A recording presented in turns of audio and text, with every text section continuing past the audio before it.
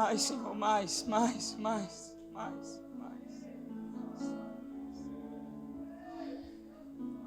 Muito mais, Senhor, muito mais. Tu tens muito mais.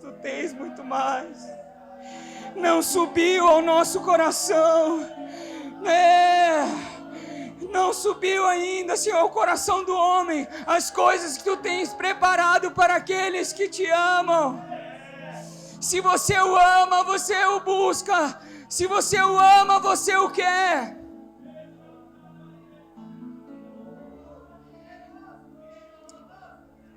Tenho feito uma oração, Senhor, nesses dias. Possua-me, Senhor. Essa foi a palavra que o Senhor trouxe no meu coração quando iniciou esse novo ciclo. Possuídos por Ele. A igreja que Deus deseja, a igreja que Deus está vendo, é uma igreja possuída por Ele. Possuída pela Sua presença. Sabe, esses são dias muito delicados na história da humanidade, onde nós temos acesso a muitas informações. Estamos vivendo dias onde as pessoas têm degladiado com o conhecimento. Sabe, à medida que essas trevas vão avançando, eu percebo que o perfume do Senhor também vai aumentando. Ele está perto. Ele está vindo. A sua vinda é tão certa como a aurora da manhã. A sua vinda é certa, creia nisso. A vinda do Senhor é certa, Ele está próximo. Ele está próximo, querido. Ele está tão próximo que você sente o perfume dEle se aproximando da terra. Isso alimenta o meu coração, me enche de esperança. Isso deve molhar os nossos olhos, sabe? Molhar os nossos olhos, deve misturar e mexer com toda a estrutura interior do nosso coração. Sabe, é como que nós estivéssemos vivendo aquilo que Esdras fala no capítulo 3, versículo 7, que há um encontro de gerações onde lágrimas e júbilo se misturam. Eu posso não ter conhecido as gerações passadas, mas eu sei o quanto eles choraram para que nós pudéssemos estar vivendo hoje, debaixo dessa graça maravilhosa, onde a presença de Deus tem se tornado palpável. Sabe, num mundo tão dinâmico como hoje, numa vida tão agitada de metrópoles e megalópolis pelo mundo inteiro, diante de tantas catástrofes e situações que sinalizam a vinda do Senhor, Deus nos chama para parar e contemplar Ele. Deus nos chama não apenas para ter uma estrutura, uma casa, mas para chamar a nossa vida de lar de Betânia. O mundo te ensina a construir casas, a pagar aluguel, a adquirir financiamentos, mas Deus fala sobre um lar. E é nesse lugar que o Senhor repousa a sua cabeça. É nesse lugar que Ele senta e alguém vai lavar a poeira dos seus pés.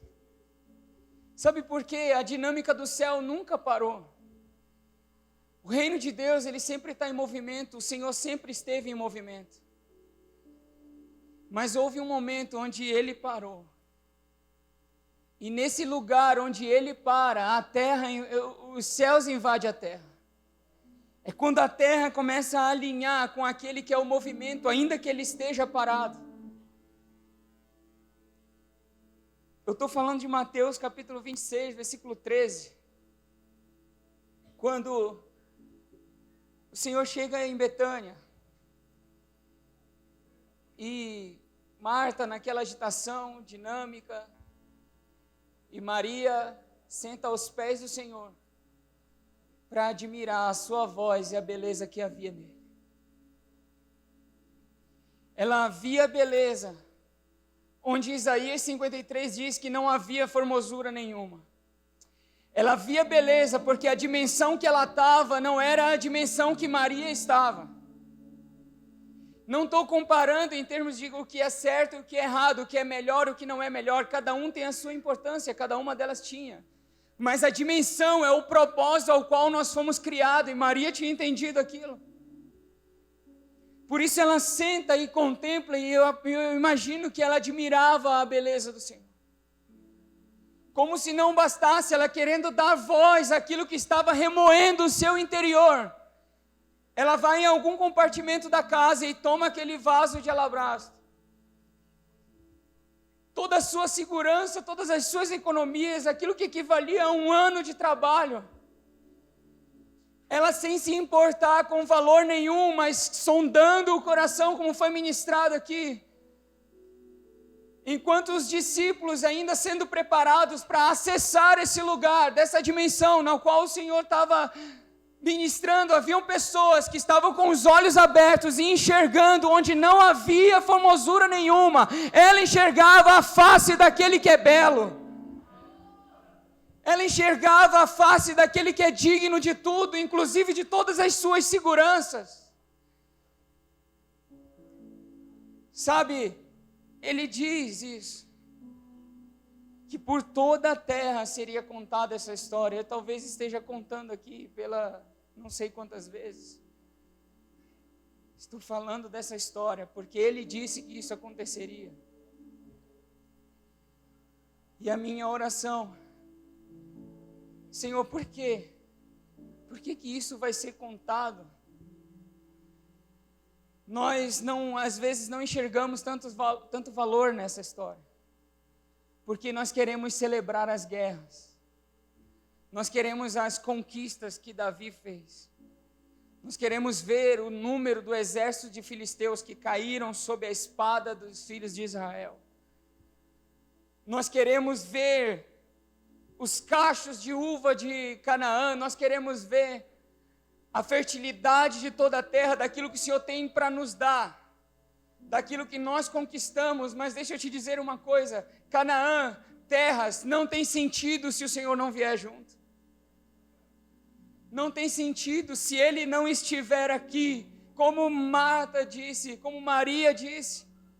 Senhor, se Tu estivesses aqui, nosso irmão não teria morrido. Por quê? Por quê? Porque ela já estava se tornando aquilo que Ele veio fazer aqui. Enquanto muitos dos seus discípulos que o acompanhavam dia após dia temiam o dia que ele morreria, ela via nele vida. Se você estivesse aqui, o nosso irmão não teria morrido. Era o que ela via, porque os seus olhos estavam abertos para aquilo que Deus estava fazendo. E o que Deus estava fazendo? Trazendo a própria vida, o pão que desceu do céu, estava ali com ela e ela estava comendo. Ela estava comendo de algo sobrenatural, comendo de algo que era soberano. Isso é tão evidente que por isso que ela pega tudo aquilo que significava a segurança da sua família e deposita aos pés do Senhor, porque ela encontrou algo maior. Ela encontrou algo maior. Nós precisamos encontrar algo maior em nossas reuniões. Muito mais do que aquilo que nós estamos vendo. Nós precisamos encontrar aquele do qual nós estamos cantando, celebrando, orando, nos dirigindo a Ele. Nós precisamos encontrá-lo em dias de muita agitação. Nós precisamos parar para admirar a beleza da sua santidade. Nós precisamos de uma visão, queridos. Porque a hora que nós vemos Ele, é a hora que nós vamos cair no chão como um morto. E então o propósito dele se cumpre. Porque a semente que não cair na terra e não morrer, essa não dará fruto. Não vai dar fruto. Nós precisamos rever as nossas raízes, onde nós estamos firmados. Onde nós estamos firmados, querido. E deixa eu te dizer uma coisa. A beira dos riachos não é de terra firme. A beira dos riachos, ela tem um grande risco de assoreamento, que é a umidade dos rios permeia o solo, até um certo ponto, onde ele deixa aquilo instável. Mas isso é naturalmente. E a Bíblia diz que nós temos que ter, no Salmo capítulo 1, as nossas raízes firmadas à beira do riacho. Sabe por quê? Porque não é sobre aquilo que nós estamos vendo. Nós precisamos mudar a nossa fonte. Sabe, se fosse falar para que nós pudéssemos encontrar um lugar firme em toda a nossa máquina, a nossa mente maquina algo sólido, visível, firme, que traga para mim algum tipo de segurança. Talvez nós procurássemos firmar as nossas raízes da nossa árvore em alguma base de concreto. Mas no reino de Deus as coisas não funcionam assim. Aquilo que é aparentemente fraco é forte, porque o nosso homem interior vai se renovando a cada vez que a nossa vida aqui na terra parece desgastada, e insegura, e irresponsável. Todos os anos nós vemos os lances das marés nos litorais desse Brasil imenso, e nós sabemos os riscos que as pessoas correm de serem soterradas ou derrubadas pela onda. Mas Deus, a sua palavra diz que nós temos que nos firmar nesse lugar, porque não se trata daquilo que nós estamos pisando, mas da fonte que nós estamos acessando. É o rio que importa. É o rio que importa, porque ainda que a minha vida seja consumida aqui, eu estou conectado nele. Nós temos que estar conectado nele. E então, o que faz o Senhor dizer para essa mulher? Que o que ela estava fazendo ali ia repercutir por toda a humanidade. Sabe, ela simplesmente concretiza assim na terra como no céu. Quando ela consegue ajustar a sua vida com aquilo que Deus está fazendo. Ela deposita todas as suas seguranças. E tinha um outro aspecto que talvez custaria a sua vida diante de qualquer mestre da lei que estivesse ali presente, ou alguém sussurrasse para os sábios daquela época, para os homens que eram as autoridades espirituais. Porque nenhuma mulher poderia beijar os pés de um homem, ainda mais de forma pública, e ainda mais soltando os seus cabelos, que isso era um sinal de desonra. Mas sabe, ela solta o seu cabelo, ela pouco se importa com a sua reputação e com aquilo que mantinha a segurança social dela. E ela faz, assim como diz em Apocalipse capítulo 4, que diante dele os 24 anciãos depositam a sua coroa. E diante dele, eles declaram apenas uma coisa: ele é santo, ele é digno, aquele que é digno de tudo está aqui. Nem as minhas coroas, a minha reputação é suficiente diante da majestade que está diante de mim. E é por isso, eu creio, você discorda se quiser, julga, enfim. É por isso que eu vejo que quando ela olha para o Senhor e ela tem essa atitude, Ele automaticamente determina essa sentença. E diz, isso que está sendo feito aqui, todos os lugares do mundo vai saber. Isso nunca vai fazer. Porque esse é o objetivo do qual nós fomos criados, queridos. Esse é o objetivo que nós temos que almejar na nossa vida. Encontrar um lugar onde nós possamos entender o que Deus está fazendo, como é a dinâmica do céu, e a partir disso tocar a terra com essa eternidade.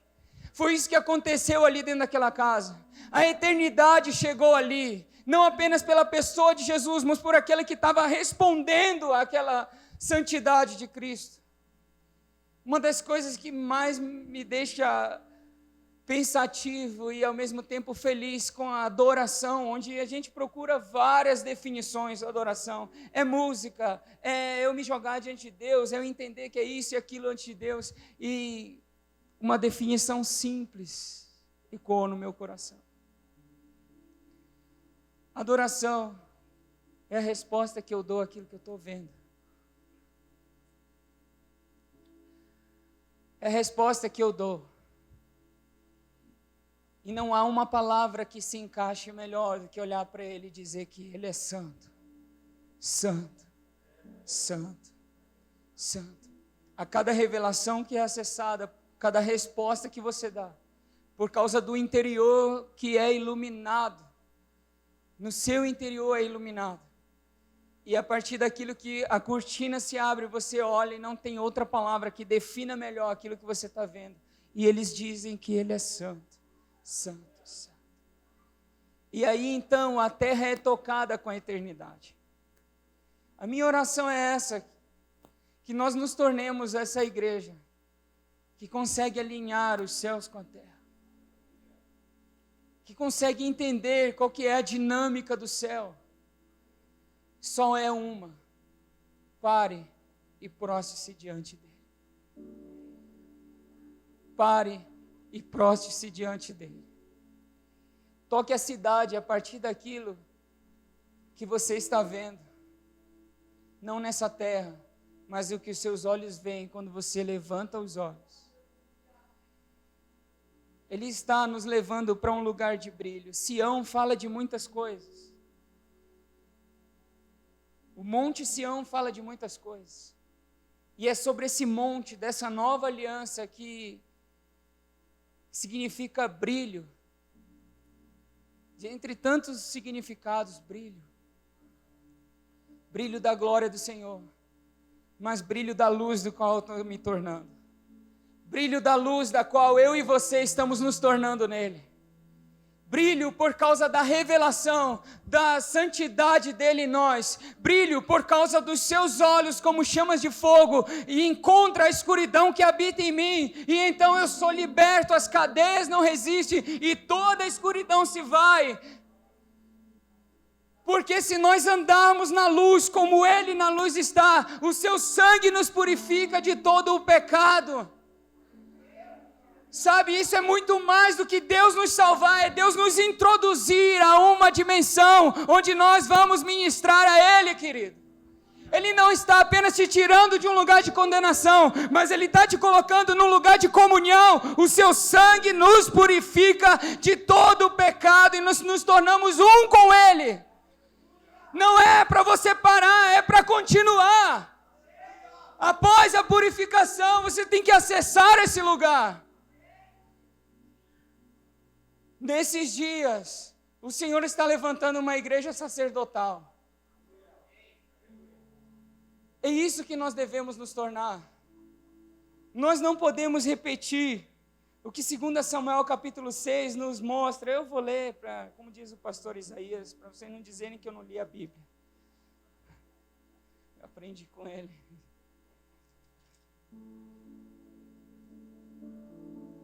Todo mundo conhece essa história. O retorno da Arca da Aliança. É só o retorno. A intenção era uma, mas é só o retorno. Porque o endereço é mudado. Eu vou ler a partir do versículo 4, do versículo 3, para ser direto. Colocaram a arca num carro de bois novo e a tiraram da casa de Abinadab. Eu estou lendo numa versão mais atualizada aqui. Que ficava num monte Uzá e Aiô, filhos de Abinadab. Guiaram o carro que carregava a arca. Aiô caminhava na frente. Davi e todos os israelitas dançavam e cantavam com todas as suas forças em louvor a Deus. Eles tocavam harpas, liras, tambores, enfim, pratos. Quando chegaram ao campo de descansar, que pertencia a Anacom, os bois tropeçaram. Então Uzá estendeu a sua mão e segurou a arca da aliança. O Senhor Deus ficou irado com Uzá por sua falta de temor e o matou. E Uzá morreu ali, ao lado da arca. Davi ficou furioso porque o Senhor, na sua ira, havia castigado Uzá. Assim até hoje aquele lugar é chamado de Pérez Uzá. Então Davi, com muito temor de Deus, o Senhor, e disse: e agora, como é que poderei levar comigo a arca? Assim Davi resolveu não levar a arca para a cidade de Jerusalém. Em vez disso, ele mudou de direção e a levou para a casa de Obed-edom, que era da cidade de Gate. A arca da aliança ficou ali 3 meses, e o Senhor abençoou Obed-edom, a sua família. O rei Davi soube que por causa da arca o Senhor havia abençoado a família de Obed-edom e tudo o que ele tinha. Então tirou a arca da casa de Obed-edom e com grande festa a levou para a cidade de Davi. Depois que os homens carregavam a arca, deram 6 passos.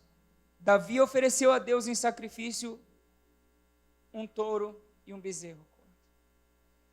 E daí por diante, a história você sabe. Vocês conseguem compreender que a essência do reino no qual nós estamos inseridos, ela é sacerdotal. Nós não podemos governar sem antes nós ministrarmos ao Senhor. Nós queremos tocar cidades. Nós queremos tocar, avançar a cidade, o evangelho do reino sobre a cidade. Mas nunca nós vamos tocar uma cidade com as nossas estratégias. Nós nunca vamos tocar a cidade com as nossas carruagens. Nós nunca vamos tocar a cidade com aquilo que nós construímos para tentar conduzir a presença de Deus, as nossas estratégias. Sabe, o que toca as cidades são famílias. São famílias. E essa é a natureza sacerdotal desse reino no qual nós estamos inseridos. Que o princípio para nós acessarmos essa dimensão na qual Deus está ministrando e quer nos fazer co-participantes daquilo que Ele quer fazer é arrependimento. E arrependimento, todos nós sabemos, é mudança de direção. Literalmente Deus muda a direção da intenção de Davi. Porque a arca está de volta. A arca está de volta, agora nós vamos vencer as nossas batalhas. Será que isso lembra alguma coisa do comportamento do qual nós temos? Porque agora nós temos um novo prédio. Nós temos um prédio maior. Nós temos agora uma estrutura melhor, um som melhor. E agora nós vamos alcançar a cidade. E Deus diz: não, voltem para as casas. Voltem para o discipulado. Voltem para admirar a minha beleza e lavar os meus pés com os seus cabelos. Voltem para que vocês vejam e ouçam. E a partir do que você vê, você ouve, você vai e avança na dinâmica desse reino, debaixo de uma presença. Não orando para que Deus abençoe as suas atitudes, as suas estratégias, a sua boa vontade, a sua boa intenção. Os céus não vivem de boa intenção. Os céus não vivem do que eu acho, do que eu quero fazer para Deus. Os céus se movem por princípios, e esse princípio é: sem sacrifício não há remissão de pecados. Não se trata apenas de te redimir, mas é te redimir e vestir você de uma nova natureza, para que você acesse esse lugar e seja compatível com aquilo que Deus é.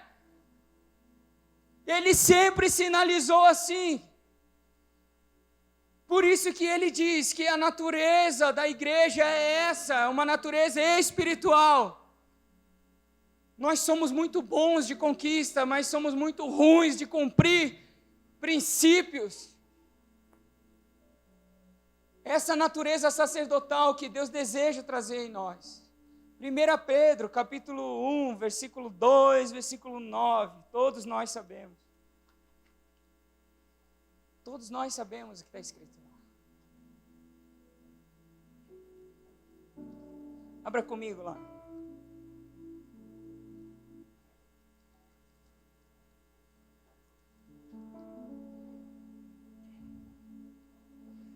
Mas vocês são a raça escolhida, os sacerdotes do rei, a nação completamente dedicada a Deus, o povo que pertence a Ele. Vocês foram escolhidos para anunciar os atos poderosos de Deus, que os chamou da escuridão para a maravilhosa luz. É processual, querido. É processual. Não há como anunciar os atos poderosos de Deus se antes nós nos tornarmos aquilo que Ele está propondo a nós. E o que Ele propõe a nós é um sacerdócio real e uma nação santa. São reis, são homens e mulheres de governo, mas que possuem uma mente que não é a sua, mas é de Cristo. Uma mente que é sujeita a Ele. Uma mente que submete todo o seu pensamento, todas as estruturas de pensamento, todo e qualquer tipo de sofisma e de achismo, daquilo que você quer moldar o Evangelho, mas não é mais o Evangelho que molda você. Nós precisamos nos arrepender, mudar de direção, ao invés de tocarmos a cidade primeiro nos tornarmos aquilo que Deus está propondo, uma família na casa de Obed-Edom, para que nós possamos trazer de volta a arca, a presença de Deus para a cidade. Deus começa a fazer dentro, antes dele fazer fora. Sempre vai ser assim. Essa é a dinâmica do reino de Deus. Essa é a dinâmica do reino de Deus. Nós fomos escolhidos antes da criação do mundo. Deus já havia nos escolhido nele. Efésios capítulo 1, versículo 4. Fala que ele nos escolheu nele. Capítulo 2, versículo 10, fala que nós fomos salvos para quê? Para anunciarmos essas obras, esse propósito eterno. Que propósito eterno é esse? Qual que é o propósito eterno? João capítulo 17, Pai, todos aqueles que tu me destes, eu apresentei eles a você. Eles viram eu e você estava em mim, e eu estava em você. Por isso eu oro para que nenhum deles se perca.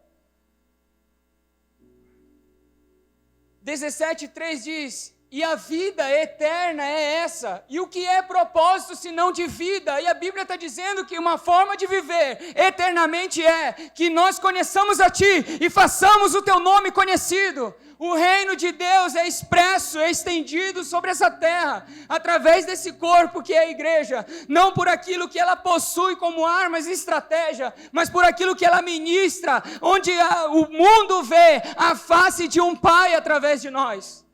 Na sua oração sacerdotal, Jesus diz, Pai, eu mostrei a Tua face através de mim para eles, e nenhum deles se perca. Porque é impossível, uma vez que nós vamos ver Deus. O segredo é aquilo que nós estamos vendo, querido. É o que nós estamos vendo.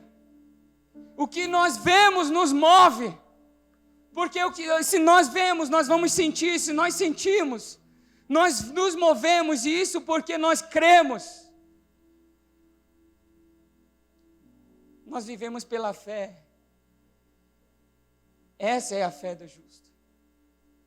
Essa é a fé do homem que é ajustado com Deus. Sabe?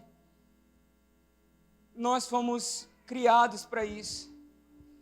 Desde antes da fundação do mundo, Ele já nos via nele, aperfeiçoados nele. E o que é aperfeiçoado, senão uma pessoa que carece dessa perfeição que há nele? Queridos, o profeta Oséias, no capítulo 11, diz que com cordas de amor, nós fomos amarrados nele. Nós nascemos para amar o Senhor. Nós nascemos para ver Ele. Nós nascemos para ver Ele.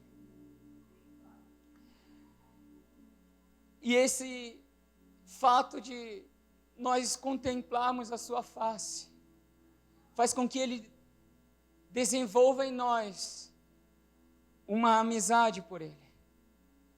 Sabe, eu sei que Deus procura amigos. Amigos. Deus procura pessoas que Ele possa chamar de amigo. João capítulo 15 diz que eu não vos chamo mais de servo, porque o servo não sabe o que o seu Senhor faz, mas vos chamo de amigos. Eu vos escolhi para que vocês deem frutos e o vosso fruto permaneça. Sabe, deixa eu te dizer sobre isso. Jesus não estava falando apenas de coisas externas. Ele estava falando sobre aquilo que ele ia mergulhar a vida daqueles homens. Deus quer mergulhar o seu corpo num óleo fresco.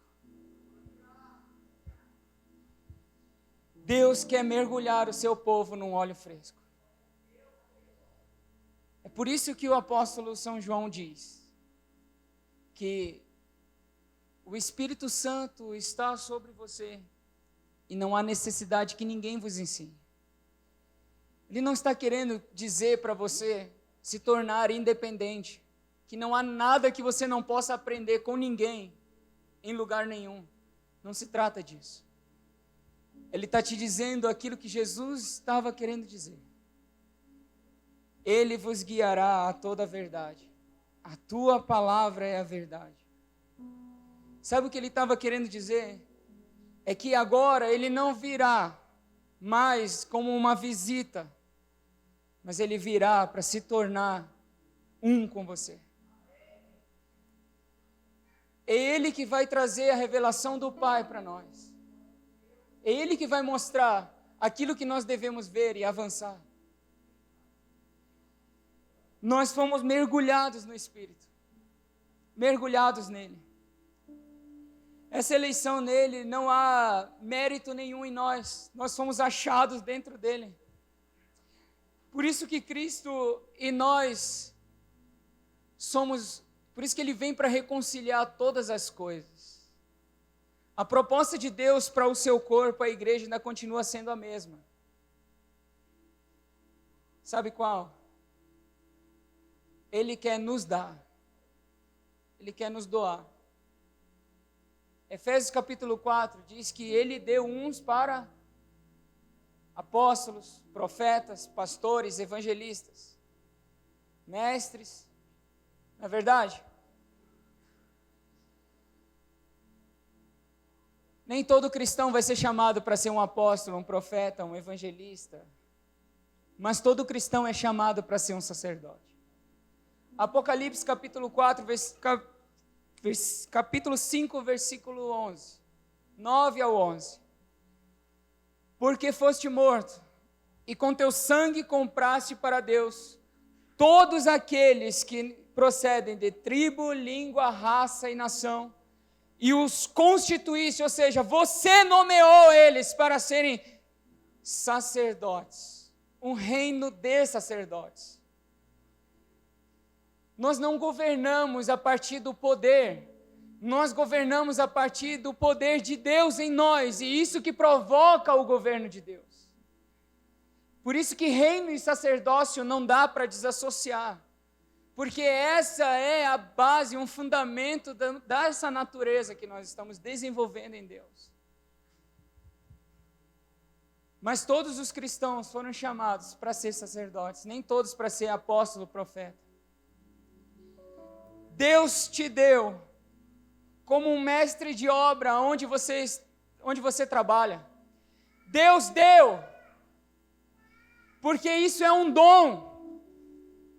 Paulo escreve aos Efésios que são dons, e Deus deu à igreja esses homens dons, apóstolos, profetas, e Deus está doando para o mundo homens que se tornam uma nação sacerdotal, um povo que vive um corandel, que vive diante da face de Deus, vive para Ele, para tudo e para sua glória, sem segmentar nada, que entende que foi dado para ser um bom funcionário, dado para ser um bom pai a uma família. Você foi dado porque Ele te comprou.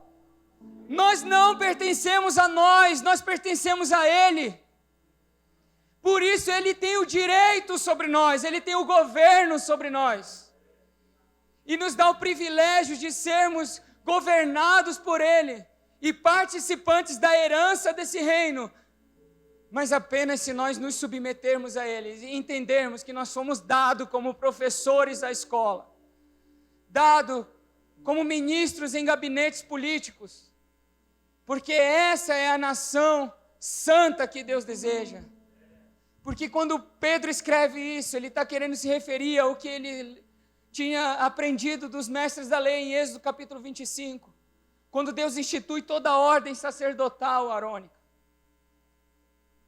e cuja mente, a mitra que estava na cabeça do sacerdote, estava escrito Kadosh, santidade ao Senhor. Santidade ao Senhor.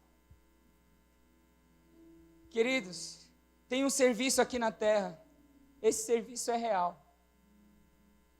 Pertence ao Rei tudo que nós somos, pertence a Ele. Deixa eu te falar uma coisa, para a gente caminhar já para o final. Isso é verdade.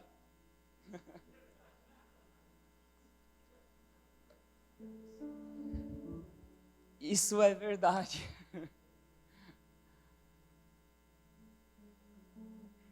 Nós estamos falando sobre sacerdócio. Eu quero te lembrar do tabernáculo. Haviam 3 ambientes naquele tabernáculo. Aquele era o desenho de Deus, para que o seu povo entendesse a natureza do propósito na qual foram criados. E ele propõe isso. Um momento antes, no capítulo 19 de Êxodo, versículo 6, quando ele diz: um reino de sacerdotes é o que eu estou chamando vocês para ser. Subam nesse lugar.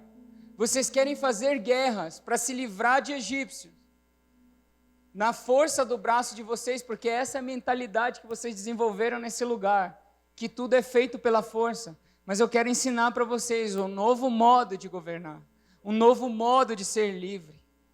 A partir daquilo que vocês vão me ver, daquilo que os seus pais falaram para você, agora vocês vão ver, vocês vão acessar.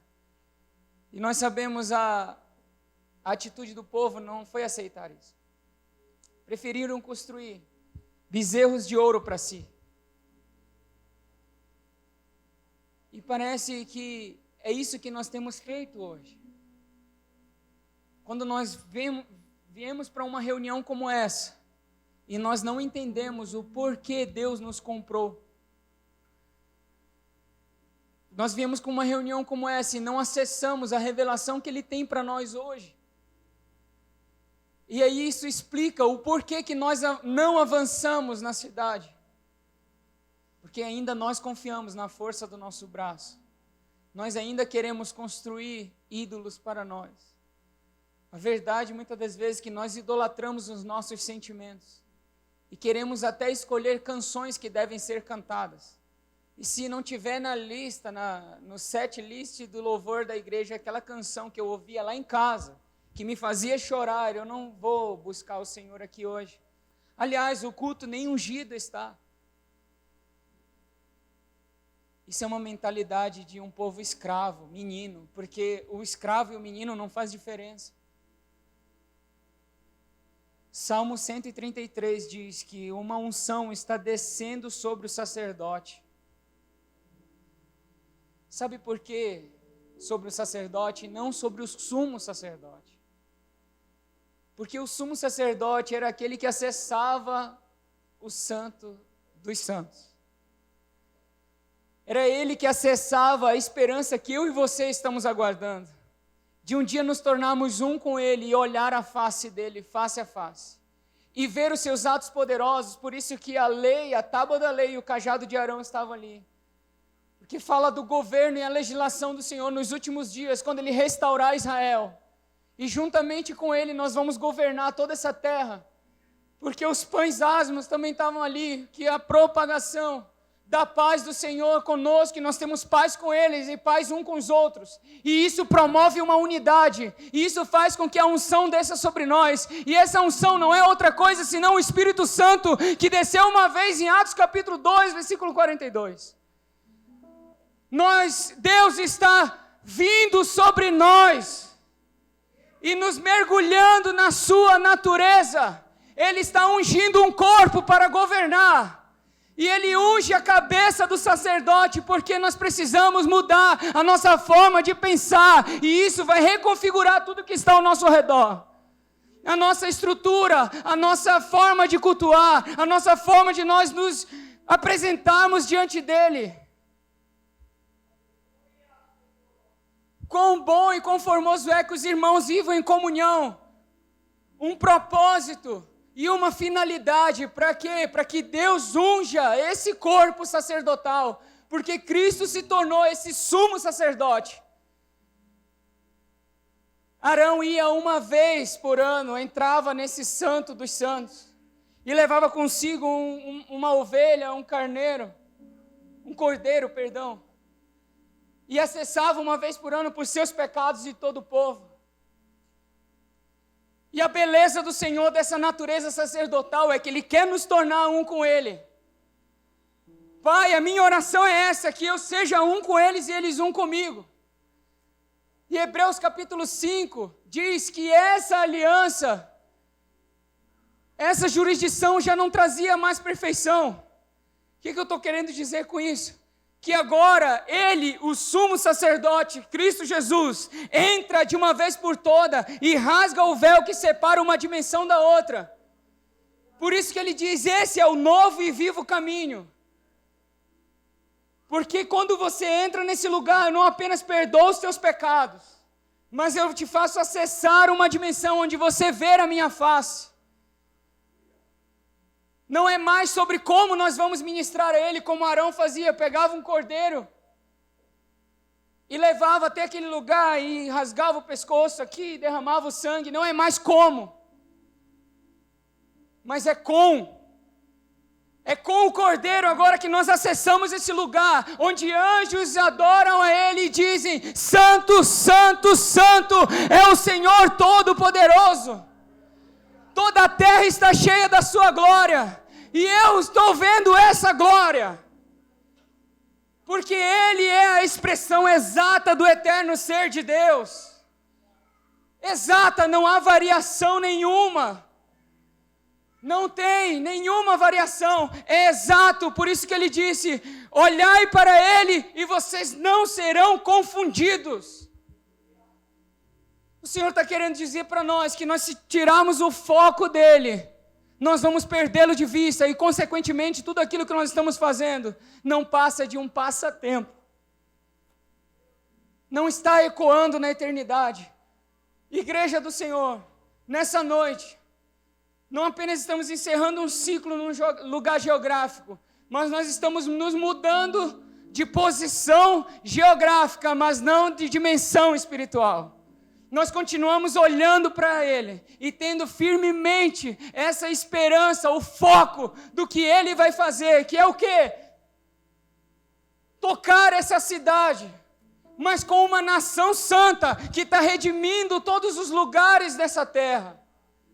Não um povo que deseja lugares de evidência, mas um povo que se torna a evidência dos céus na terra. Um povo que está servindo o seu chefe com muita submissão, porque entende que Cristo é o seu maior chefe. É para Ele que você trabalha, é por Ele que você vive. É por Ele que você leva um café para alguém, seja para a maior autoridade ou para o menor cara que trabalha com você. Porque você se torna a evidência dos céus aqui. Fique de pé no seu lugar.